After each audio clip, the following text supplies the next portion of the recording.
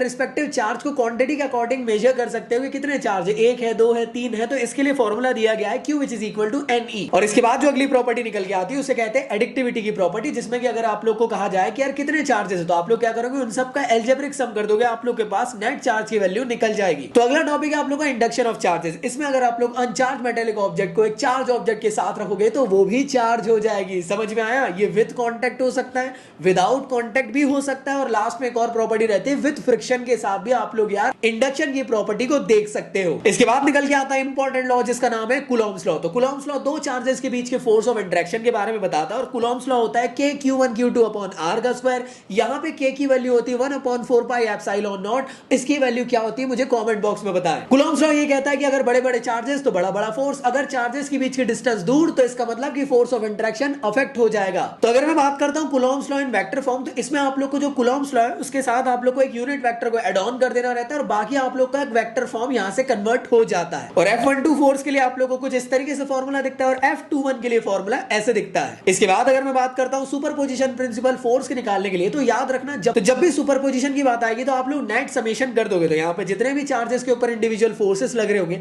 और अगर आपसे कोई कहता है कि प्रिंसिपल ऑफ सुपरपोजिशन फोर्सेस के लिए निकाल के दिखाओ, तो वो हो जाएगा F which is equal to F1 plus F2 से लेकर जितने भी नंबर ऑफ चार्जेस प्रेजेंट है। तो अगला टॉपिक निकल के आता है कि आखिर परमिटिविटी क्या होती है। तो परमिटिविटी एक्चुअल में दो चार्जेस के बीच के फोर्स ऑफ इंटरेक्शन को अफेक्ट करने की कोशिश करती है। एक किस्म से कोमोलिका की तरह है जो सीरियल्स में दूल्हा दुल्हन के बीच में रिलेशनशिप खराब करते। तो याद रखना अगर परमिटिविटी की वैल्यू ज्यादा रहेगी तो फोर्स ऑफ इंटरेक्शन कम हो जाएगा, और अगर परमिटिविटी की वैल्यू कम होगी तो फोर्स ऑफ इंटरेक्शन ज्यादा हो जाएगा। रिलेटिव परमिटिविटी काफी ज्यादा इंपॉर्टेंट है। ये कहती है कि यार किसी भी मीडियम की परमिटिविटी एयर की परमिटिविटी से कितने टाइम ज्यादा है, वो कहलाएगी रिलेटिव परमिटिविटी। अगला होता है इलेक्ट्रिक फील्ड। तो इलेक्ट्रिक फील्ड का मतलब है कि हर चार्ज के अराउंड में एक फील्ड बनती है, रेडियली इनवर्ट या रेडियली आउटवर्ड। पॉजिटिव चार्ज में रेडियली आउटवर्ड बनती है, रेडियली इनवर्ट नेगेटिव चार्ज के अंदर बनती है। और इलेक्ट्रिक फील्ड क्या होती है, that is defined as force per unit charge. Exam में आप लोग को इलेक्ट्रिक फील्ड इंटेंसिटी का फॉर्मूला याद रखना है, वो होता है k q by r square, और k की वैल्यू 1/4 पाई एप्सिलॉन नॉट होती है, और इंडिविजुअल पॉइंट चार्ज की इलेक्ट्रिक फील्ड आप निकाल सकते हो। सो अगला टॉपिक है इलेक्ट्रिक फील्ड लाइंस क्या होती है। तो हर चार्ज के अराउंड में एक फील्ड प्रोड्यूस होती है। पॉजिटिव चार्ज के लिए आउटवर्ड फील्ड बनती है, नेगेटिव के लिए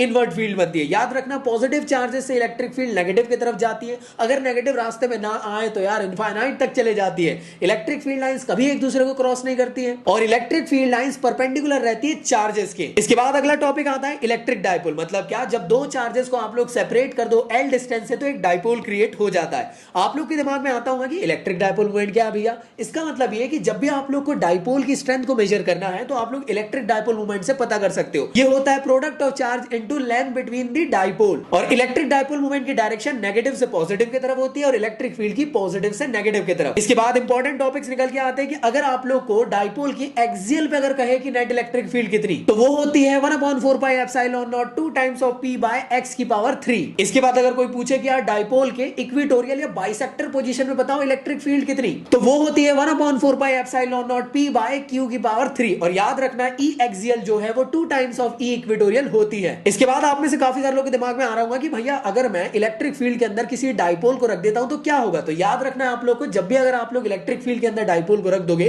तो वो टॉर्क एक्सपीरियंस करने लग जाएगा, वो अपनी जगह में गोल गोल गोल गोल घूमने लग जाएगा शक्तिमान की तरह। तो आखिर कितना टॉर्क जनरेट होता है, तो वो होता है PE sin थीटा, और ये थीटा एंगल डिपेंड करता है P और E पे। P क्या होता है, E क्या होता है, कमेंट बॉक्स में बताओ। तो जब साइन की वैल्यू 90 या 270 रहेगी तो टॉर्क मैक्सिमम होगा, 0 डिग्री या 180 डिग्री रहेगा तो यहाँ पे आप लोग को मिनिमम टॉर्क जनरेट होने वाला है। स्टेबल के लिए याद रखना 0 डिग्री वाला केस रहेगा, 180 डिग्री के लिए अनस्टेबल वाली कंडीशन होती है। अब अगली चीज निकल के आती है कि भाई इलेक्ट्रिक फ्लक्स क्या होता है। इलेक्ट्रिक फ्लक्स का मतलब ये कि यार इलेक्ट्रिक फील्ड लाइंस किसी सरफेस से कितनी ज्यादा लिंक हो रही है वो आप लोग को फ्लक्स से डिनोट होता है। तो फ्लक्स इलेक्ट्रिक फील्ड लाइंस और एरिया पे भी डिपेंड करता है, इसी वजह से फ्लक्स को कहा जाता है E डॉट A, मतलब EA cos थीटा की वैल्यू आप लोग की फ्लक्स की होती है। इसी के साथ साथ अगला लॉ निकल के आता है गॉस लॉ। तो आखिर भैया गॉस लॉ क्या होता है, याद रखिएगा गॉस लॉ आप लोग को किसी भी क्लोज सरफेस के अंदर कितने चार्जेस प्रेजेंट है उनके फ्लक्स के बारे में बताता है। तो वो होता है Q inside by epsilon naught. और गॉस लॉ के लिए जो भी चीज निकालोगे तो उसके लिए सबसे पहले गॉसियन सरफेस बनाना जरूरी है। गॉस लॉ जो है 3D सरफेस के लिए एप्लीकेबल होता है। इसकी एप्लीकेशन में सबसे पहले आती है कि एक बहुत लंबा सा वायर है, इनफाइनाइट से इनफाइनाइट तक जा रहा है, सारे चार्जेस उसके ऊपर लीनियरली डिस्ट्रीब्यूटेड है, तो बताओ कितनी इलेक्ट्रिक फील्ड प्रोड्यूस हो रही है। तो जो इलेक्ट्रिक फील्ड निकल के आती है वो है lambda by 2 pi r epsilon naught, और इसका ग्राफ बहुत ज्यादा इंपॉर्टेंट है, एग्जाम में पूछा जा सकता है। इसके बाद अगर मैं बात करूं कि कैलकुलेट करके दिखाओ एक शीट के लिए जिसमें charges charges distributed over its surface. तो बताइए भाई कितनी इलेक्ट्रिक फील्ड की वैल्यू आ रही है। तो यहाँ पे जो इलेक्ट्रिक फील्ड निकल के आएगी वो आएगी सिग्मा अपॉन 2 एप्सिलॉन नॉट, और यहाँ पे इलेक्ट्रिक फील्ड आर से इंडिपेंडेंट होती है। और लास्ट एप्लीकेशन की बात करूं तो याद रखना स्फीयर आप लोग के दो तरीके से है, एक कंडक्टिंग नॉन कंडक्टिंग, उसमें भी सॉलिड होलो हो सकते हैं। तो याद रखिएगा सॉलिड कंडक्टिंग स्फीयर, होलो कंडक्टिंग स्फीयर, होलो नॉन कंडक्टिंग स्फीयर, इन तीनों के लिए एक डेरिवेशन रहेगा क्योंकि यहाँ पे जो चार्जेस है वो सरफेस पे रिसाइड करते हैं, और सॉलिड नॉन कंडक्टिंग स्फीयर के लिए चार्जेस इनसाइड में रिसाइड करते हैं। तो इसके लिए डेरिवेशन अलग रहता है और वैल्यूज अलग आती है। तो स्फीयर के इनसाइड में कितनी इलेक्ट्रिक फील्ड निकल के आती है, सीधी सिंपल बात, यहाँ पे गॉसियन सरफेस के अंदर कोई चार्जेस प्रेजेंट नहीं है, इस वजह से यहाँ पे ई की वैल्यू 0 आएगी। आउटसाइड के केस में इलेक्ट्रिक फील्ड निकल के आएगी जो कि आप लोग की होगी R square sigma upon R square epsilon naught, और ये आप लोग को पॉइंट चार्ज जैसी इलेक्ट्रिक फील्ड दिखाई देती है। और इसका ग्राफ आप लोग के लिए बहुत ज्यादा इंपॉर्टेंट है, तो उसको अच्छे से प्रिपेयर जरूर कर लेना। इसके ग्राफ में आप खुद देख पा रहे होंगे कि स्टार्टिंग में इलेक्ट्रिक फील्ड नहीं थी, फिर जैसी सरफेस पे आया तो मैक्सिमम हुई, फिर उसके बाद इनवर्सली प्रोपोर्शनल की वजह से गिर गई। तो बात कर लेते हैं सॉलिड नॉन कंडक्टिंग स्फीयर की। तो इसके इनसाइड में आप लोग को वैल्यू निकल के आती है, और वो आती है R rho upon 3 epsilon naught, और इलेक्ट्रिक फील्ड यहाँ पे आर के डायरेक्टली प्रोपोर्शनल है, मतलब डिस्टेंस के साथ इलेक्ट्रिक फील्ड इनसाइड में बढ़ रही है। और अगर मैं बात करता हूं आउटसाइड द सरफेस के लिए, रो